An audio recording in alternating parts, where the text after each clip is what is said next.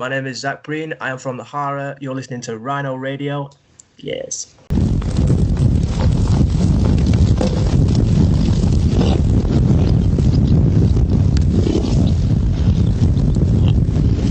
So today, again through the magic of the internet, I was lucky enough to make Zack of the Hara put away his Animal Crossing, and we are talking about music for a few minutes. How are you doing, Zack? I'm good, mate. I'm good, thank you. How are you? I'm very good. Well, with everything going, so we're staying home and trying to stay positive. How are you staying positive at home? Loads of ways, really. Like we're really active on social media all the time. Me and the band. It's great to finally have the opportunity to sit and actually practice my guitar for a while, because we've been constantly on the road like every day for the past year and a half now. So I've actually had some time to sit down and practice, which is really nice.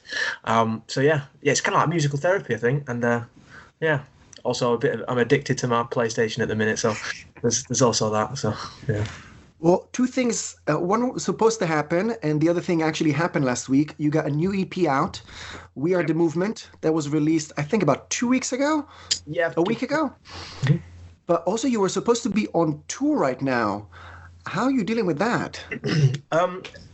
Yeah, the We Are the Movement EP was great. It went down great. Got to #1 in the rock charts on iTunes, which is fantastic. Great reception to that, and obviously the tour, like you just mentioned, was supposed to be happening right now. I'm pretty sure I was supposed to be on the road right now, but obviously with everything that's happened in the climate that we now live in, it's a bit in a kick in the teeth. I won't lie, but I think we're trying to stay positive and productive, and we're getting it all rearranged at the minute. We've got our team at Paradigm, our booking agents, working relentlessly to get it all sorted out and make sure that when it happens, everybody's safe and everybody's okay, so we can just concentrate on the music and having a good time. But yeah, like I just mentioned, we're really active on social media, and I think we're really lucky with our fans because we've got quite a big rapport with all of them. So we're constantly engaging and chatting to them and reassuring them that we completely are in the same boat. I think everybody's in the same boat right now. That the shows are going to go ahead, they're going to happen, and they're going to be even bigger and crazier than they were before. So yeah, it's going good. All right. And trying to keep plans as they were. Doing my research, I learned that before every show, Josh gives you some sort of a motivational speech. Is that true? Yeah. Is he still doing it now, even though you guys are not actually on tour? Is he calling you every evening? Yeah, pretty much. We discovered, Zoom. We're on that pretty much all the time now. Yeah, the motivation is still there. I think it's important, to keep motivated and like I said, stay positive and productive, even when you're at home, which of course is really important to stay safe. But not letting, like you said, plans change. Let the wheels kind of slow down. You got to keep moving forward, no matter whether you're locked in your house or wherever you are. I think that's really important to us. So, yeah. And another thing I've learned is, especially with the relevance of April Fools not being too far away, you guys like pranking each other. So how did you guys spend April Fools distant but still annoying each other? Yeah, well, the bittersweetness of that is like we do prank each other all the time, but the one day where I think it's actually encouraged and allowed, we all just forgot about it. So yeah, we didn't actually do any April Fools, which is so annoying because the night before I was like, I'm going to do it. I'm going to think of something and it's going to be hilarious, and I just completely forgot. So it's just my luck that we all do. So yeah, it's okay, but yeah, the pranking is because we're on the road all the time together and we're in the van. I think you got to fill the time somehow between shows and traveling between cities. So, yeah, it's pretty fun. What's a recent one you're really proud of? I think we just I don't. You can share one that you're not really proud of because you were on the receiving side as well, if it's easier. That might be one. Let me think. There's too many to really choose from.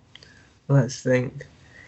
Just making one time, one of the guys we travel with, I think I might have mentioned this at some point as well. Our sound tech, a guy called Zack, who's a lovely bloke. We ended up eventually like throwing out his clothes on the motorway. So yeah, that was pretty funny. Just kind of t-shirt, underwear, out to go the jeans. I don't really know why it happened. It just felt right at the time, and okay, if it makes sense, it makes sense. It made sense at the time. Yeah. Okay, and I'm going to talk to you about something a bit more serious. In the past, you guys have spoken about mental health and how important it is to talk. And I think that our current reality is kind of changing right now, but do you think it's already more accepted for big boys to start crying and share their feelings?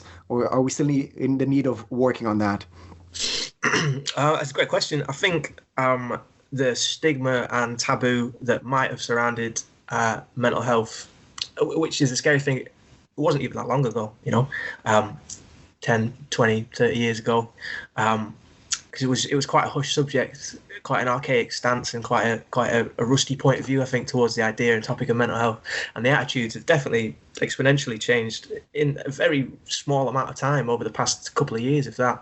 I think there's a lot of people who have kind of in need of almost converted to in need of conversion to this kind of modern point of view on it. I think a lot of people now, especially a lot of younger people, are switching on to the idea that, yeah, of course it's okay to cry, and we all feel sad and we all feel down, we feel trapped, we literally feel isolated, and me and the lads, like, we see it firsthand all the time. Like I said, like, we have such a big rapport with our fans, and we're constantly talking to them. So many young people feel disenfranchised, and they feel alone, and they feel angry with the world that they live in, I think if left unchecked, then it can lead to so many different issues that do impact your life in such a negative way. And I think even more so now that we're all staying at home, I feel like a lot of us feel like we need to get out. We need to be almost free, I suppose.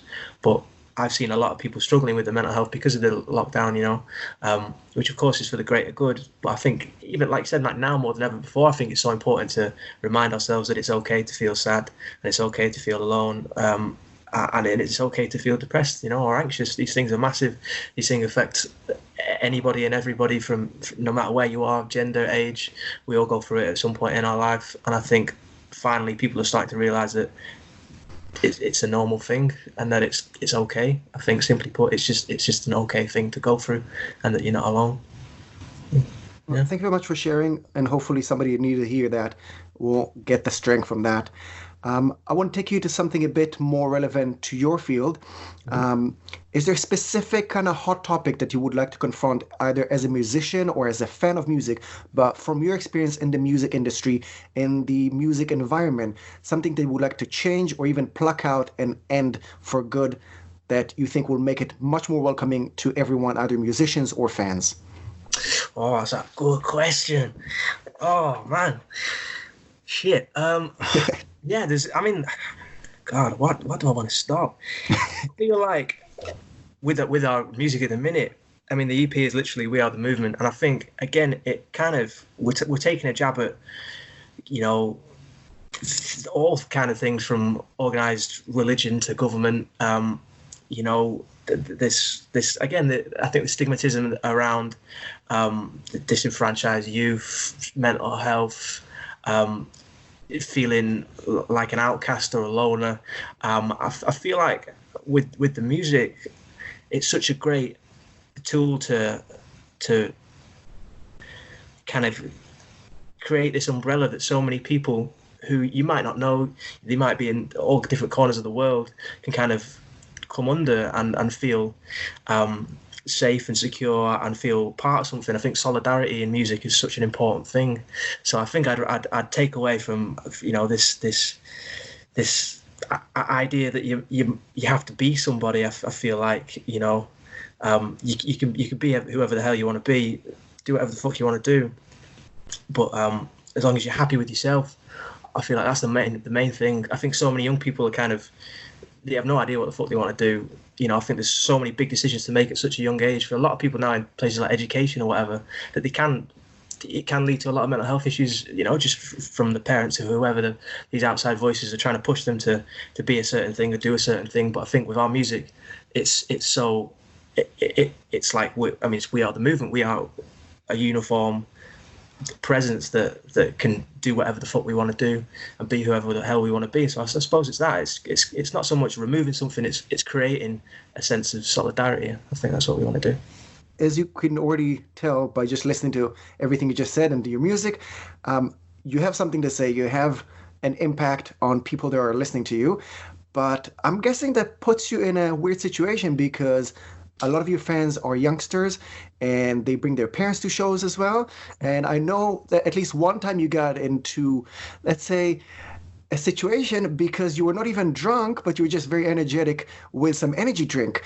So how do you feel? How do you deal even with the young fans looking up to you and with their parents looking at you as well? Oh man, yeah, what you're referring to, yeah, a festival, won't say any names, but God, yeah, that was. Some people are just a bit backwards, aren't they? Like, it was a great show. It was a really good show. I think for me, I've always adopted quite a rebellious attitude. I think music is such a great, outlet for things like that. But if you're not pissing somebody off, I don't think you're doing it right. So I think that's what it's about. I think we're not trying to. If like loads of people who come to our gigs who bring the parents, I've had so many people come up to me and they're like, "That was amazing. I had absolutely no idea. Like you guys are absolutely sick. Like, and that's great." But some people, who might be a little bit difficult to convert, they're all allowed their opinions. But yeah, I think if we're not riling somebody up, then we're not doing our jobs right. So whatever. But yeah, it's all right. Okay, I'm going to try and get you in trouble now. Can we talk about a recent accidental love? Me? Oh, man. Well... Is it just a story or is it based on true events? Accidental love. Oh, from the first EP.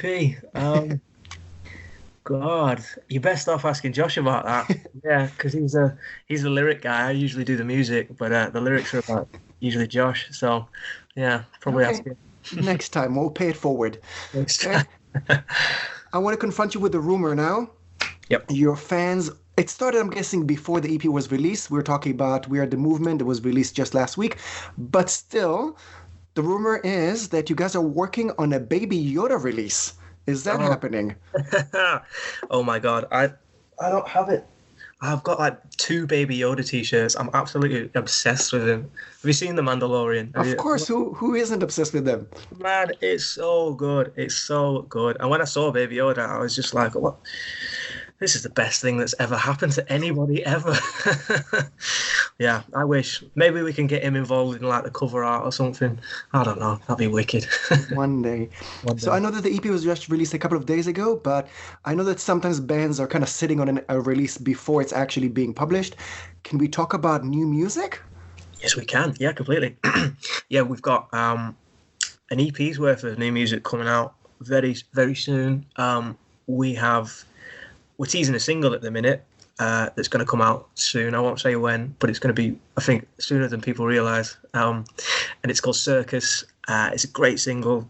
And then I think right now, because of what's going on, it's such a great time to release music because we're all sat at home. We're all a bit bored, We all just binging Netflix and stuff like that. Like we think, wow, what a great time to be productive and stay in touch with our fans, and let's like release some killer music now. Let's get it all out because yeah, We Are the Movement came out and that's great, and it's really sad about the tour. So we just want to keep feeding content out there to our social medias to keep people happy to know that where things are still going ahead no matter what's happening, and that by the time the next tour comes around, we'll have even more music to play and get everybody excited and everybody proper buzzing.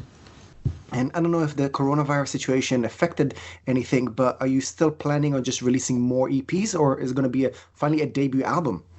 This is like an ongoing debate that we're having like pretty much every day. I don't really know. I think the album would be it'll be next level, it'd be wicked to do a debut album. And I think it'll happen soon. Maybe I'd say earliest, maybe this time next year, maybe. Very cautious. I feel like there's something hidden behind that smile, so yeah. I will not hold you to anything right now. Okay, and again, one last question about the coronavirus, trying to end it on a positive note. Do you think that we're learning from this situation? Your music is for the outsiders. It kind of made us all feel like outsiders right now, being locked at home, not feeling confident and comfortable going outside. Do you feel or even hope that once this is all over, we're all going to be a better society, or is it just something in my head? Oh man, that's a great question. in a fucked up way, I think it's highlighted a lot for us, you know, like how the ozone layer is repairing itself, and the CO2 emissions are so low now. It's crazy to think that something so horrible has almost been one of the best things to happen into the earth as a thing for a long time.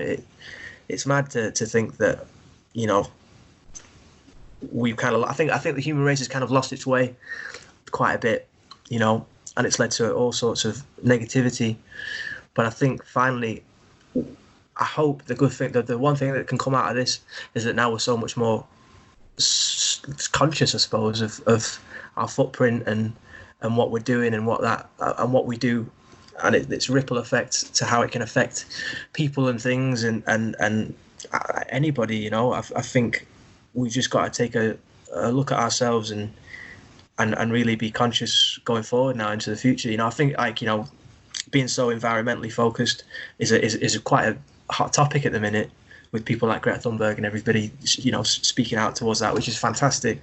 But yeah, I think the coronavirus, it's all mad. I don't think anybody thought this would happen. But I think, just like I said, just staying positive, trying to stay as healthy as possible is so important. And the one thing that we can come out of it is being more conscious and being more accepting and wash your bloody hands as well. So yeah, we've learned one thing: to wash our hands. Fucking hands. Yeah. Okay, Zack of the Hara, we've mentioned that We Are the Movement is out now. We are hoping for a release of ourselves from isolation, and then we're going to see you on a stage as well. Is there anything else you want to say to fans and listeners before we say goodbye? Wash your hands, stay inside, stream We Are the Movement, and party hard, man. Yeah. Okay, thank you very much for your time. Cool. Cheers, man. Appreciate it.